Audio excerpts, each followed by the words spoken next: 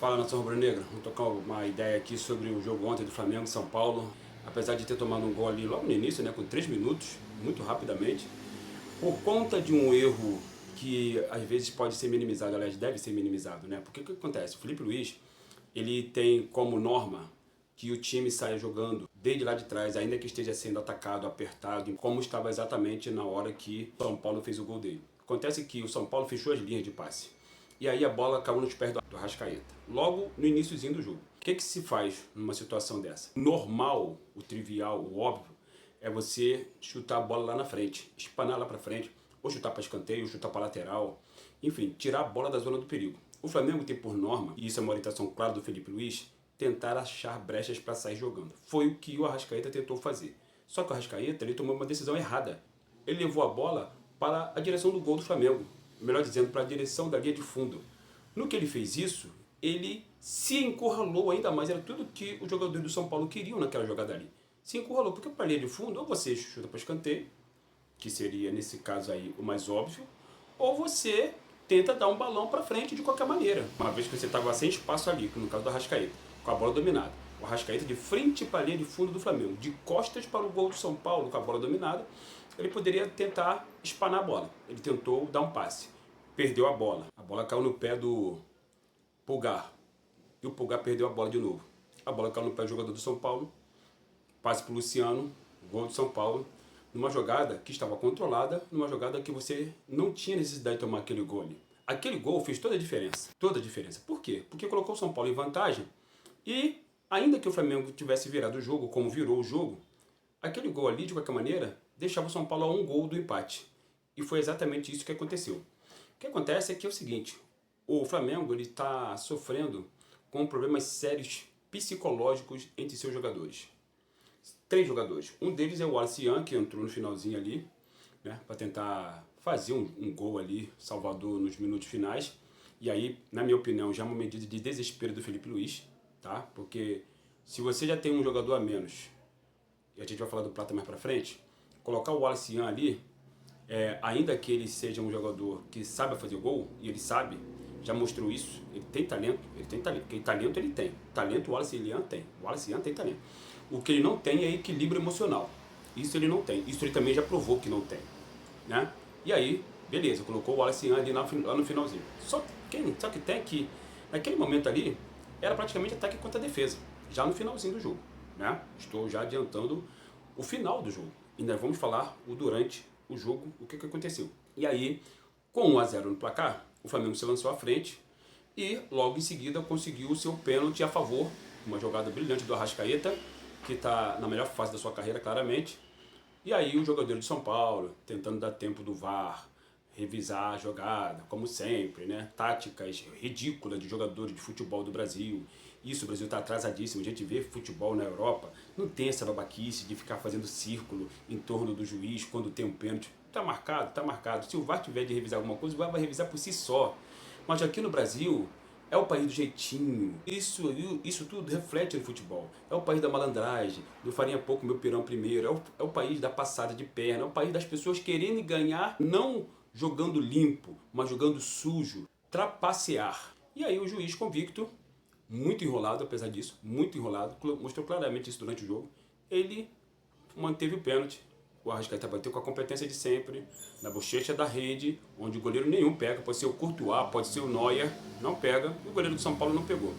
A partir daí o Flamengo se tornou o senhor do jogo. O Flamengo é muito mais time que o São Paulo. Só que contra o Flamengo, todo mundo vira Bayern de Munique. Falando do Neuer, né? Todo mundo vira Bayern de Munique. E o São Paulo jogou a sua vida, né? Como o Fortaleza jogou a sua vida contra o Flamengo, como outros times jogam a sua vida contra o Flamengo. É impressionante. Contra os seus rivais, o São Paulo não joga assim, né? O São Paulo perdeu para o Palmeiras de virada, por exemplo, com um pênalti que deveria ter sido marcado e não foi, diga-se de passagem. Mas perdeu em casa no Morumbi, o São Paulo. Esse São Paulo aí, que jogou ontem contra o Flamengo, com o Lucas Moura no banco, porque o Crespo sabe, pensamento do Crespo, não vai colocar o time todo na frente, porque o Flamengo ele pode te machucar ali em transição. O Flamengo é um time rápido na transição. Às vezes é rápido na transição, nem sempre. Mas quando é necessário, ele é rápido na transição. Não por acaso, Carrascal jogou muito bem de novo. E o Samuel Lino, que fez o gol da virada, né, ali já no segundo tempo, Samuel Lino, ele precisa urgentemente fazer um trabalho psicológico, porque o Samuel Lino, ele me parece ser um novo Vitinho, guardadas as devidas diferenças. Do que eu estou falando exatamente? É da questão psicológica. Hoje em dia, os clubes de futebol trabalham muito com psicólogos, porque os seres humanos têm problemas psicológicos, isso é normal. O rato, a barata, a lacraia não vai ter problemas psicológicos. Por quê? Porque não tem cérebro. Simples assim. Não tem um lóbulo frontal do cérebro. O que acontece é que o Samuel Lino, ele sentiu muito essa pressão da torcida, da imprensa, e o futebol dele murchou. Aquele cara insinuante, driblador que partia para dentro, que dava assistência, que fazia gol, desapareceu aos primeiros sinal de problema, primeiro sinal de crítica ao seu futebol. Isso claramente é um problema psicológico que ele precisa resolver. Mas isso daí também parte da sua própria personalidade. Uma coisa, por exemplo, o Gabigol foi várias vezes criticado pela torcida do Flamengo. O Gabigol tocou o F e foi pro pau, e quando a bola caiu no pé dele, ele resolvia. Questões de psicologia, mas também questões de personalidade. Quando você tem um jogador de personalidade extrovertida, isso se reflete em campo também, né? Quando, como por exemplo o Ronaldinho Gaúcho, um jogador extrovertido, quando ele veio jogar contra o Flamengo no Engenhão, pelo Atlético Mineiro, ele já tinha sido vendido pelo Atlético Mineiro, e ele saiu do Flamengo muito mal, ele entrou e jogou normalmente. Coisa que não foi o caso do Andrés Pereira contra o Flamengo, quando ele jogou pelo Palmeiras. O Andrés Pereira desapareceu em campo, foi engolido em campo. Questões psicológicas, os jogadores são diferentes, com características de personalidade diferentes. Isso se reflete dentro de campo. É exatamente isso que tem acontecido com o Samuel Lino agora. Porque o Samuel Lino, ele joga muita bola, tem muito a dar ao Flamengo, tem muita qualidade, uma qualidade absurda de drible no contra um ali, é o tal do abridor de latas, que o Flamengo estava tanto atrás, e ele simplesmente não consegue jogar, porque como ele cometeu alguns erros, esse erro foi criticado duramente pela torcida do Flamengo, e a torcida do Flamengo é esse tipo de torcida, que ela é cobra mesmo, ao mesmo tempo que ela idolatra ao máximo, ela cobra ao máximo, né? Ela não tem meio termo. A sua cobrança, muitas das vezes, atinge o jogador que não tem personalidade forte. Ou melhor, que não tem personalidade, né? Personalidade todos nós temos, né? Nós temos, eu sou uma pessoa de personalidade, por exemplo, né? Eu não me deixo abalar por críticas com tanta facilidade assim, dificilmente. Mas não é o caso do Samuel Lino. Então, o futebol dele murchou. Como o Vitinho, quando jogava no Flamengo, que joga muita bola. O Vitinho joga muita bola, gente. O Vitinho joga muita bola. Tem uma técnica apuradíssima. Tem um drible curto, chute com as duas pernas, é ambidestro, né? Coloca a bola muitas vezes onde quer, mas com sucessivas mais atuações, o futebol dele foi murchando. E cada erro que ele cometia, ele se encolhia. A expressão corporal dele mostrava claramente ele se encolhendo, querendo se esconder, querendo sair dali, querendo colocar o saquinho da vergonha na cabeça, né? Por exemplo. Então, aconteceu com o Samuel Lino. Aquele gol que o Samuel Lino fez seria ali a ressurreição dele, né? O ressurgimento da Fênix das cinzas. Quando ele fez aquele gol ali, que é uma bola difícil de pegar. Você tem que saber jogar muita bola para pegar uma bola daquela ali, de virada, sem pulo, dentro da área, sendo contestado, sendo marcado pelo zagueiro, a bola vindo na sua direção, você rapidamente pensar e colocar o corpo naquela posição que ele colocou de frente para a bola e virar exatamente na hora que ela chegou e dar aquele chute assim, indefensável, a queima-roupa. Aquilo foi um golaço. Ali seria o ressurgimento do Samuel Lino, se o Plata não tivesse feito a M de tentar alcançar uma bola inalcançável, disputando com o Arboleda, que é um bonde, que é um jogador muito fraco tecnicamente, só é forte, só é bom na bola aérea e só. Ele não sabe sair jogando, ele não sabe dar passe, ele marca mal o Arboleda. Gonzalo Plata, de novo, fez o favor de ser expulso, como contra o Racing, quase comprometendo a nossa classificação, porque ali contra o Racing, ele sendo jogador que vive num país de língua espanhola, cansado de jogar contra seleções argentinas, está mais do que sabendo que jogador argentino faz esse tipo de coisa para provocar, para poder um cara do time adversário ser expulso. Ele tá careca de saber disso, porra. Ele fala a língua dos caras. Então, aquilo ali chama-se irresponsabilidade. Da mesma forma como a gente critica a irresponsabilidade do Wallace Young, temos que criticar a irresponsabilidade do Gonzalo Plata. Porque não tem que ir lá dar soco, não importa se ele foi provocado, foi injusto como eu falei anteriormente.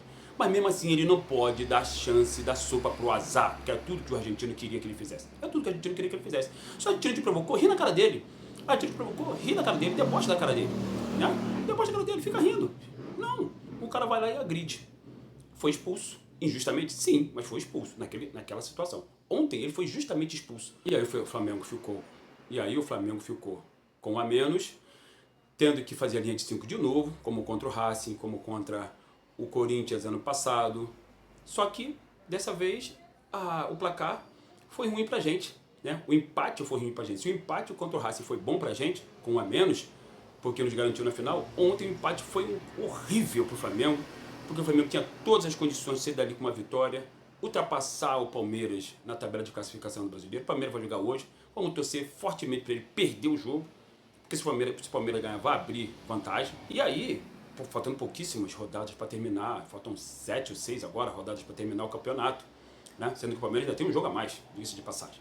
Né? Se eu não me engano, contra o próprio Santos. Se eu não me engano, contra o próprio Santos, que é o adversário de hoje. E o Palmeiras vai jogar hoje contra o Santos e domingo contra o Mirassol. O Mirassol é uma pedra no sapato de muitos times grandes. O Flamengo lutou e muito para ganhar do Mirassol lá em Mirassol. Se eu não me engano, o jogo do Palmeiras contra o Mirassol é lá. Mas a gente não tem que ficar sempre torcendo contra o Palmeiras quando a gente tem a chance de passar eles na tabela. E os jogadores do Flamengo, se nós, torcedores, temos essa consciência, o jogador que é profissional, que só faz isso na vida, ele tem que ter essa consciência também.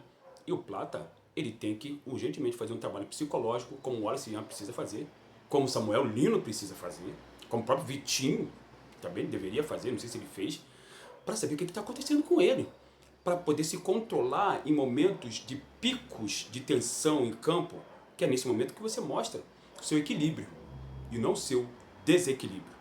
Dado o recado, galera, deixa o like de vocês aí, compartilhe esse vídeo, se inscreva no canal, ative o sininho de notificações.